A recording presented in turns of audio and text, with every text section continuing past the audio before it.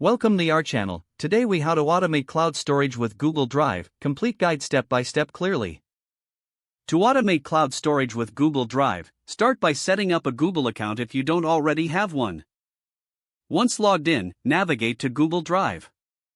Familiarize yourself with the interface, focusing on the navigation panel.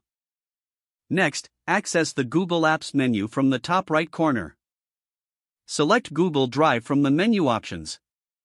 To begin automation, you will need to create a folder for the files you want to manage.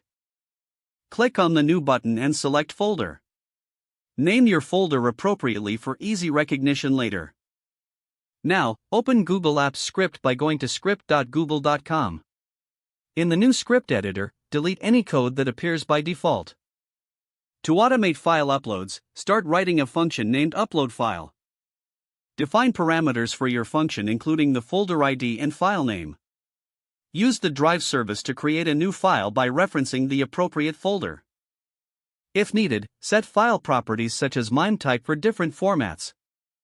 Next, integrate Google Sheets to keep track of the files being uploaded.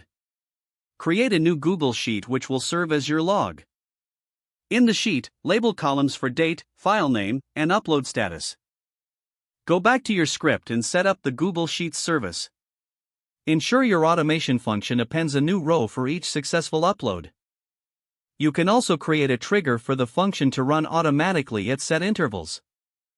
To do this, click on the clock icon in the script editor. Choose Add Trigger and set the function name and frequency. Save your trigger settings. Now, test your automation by running the script manually. Check your Google Drive folder to ensure the file has been uploaded.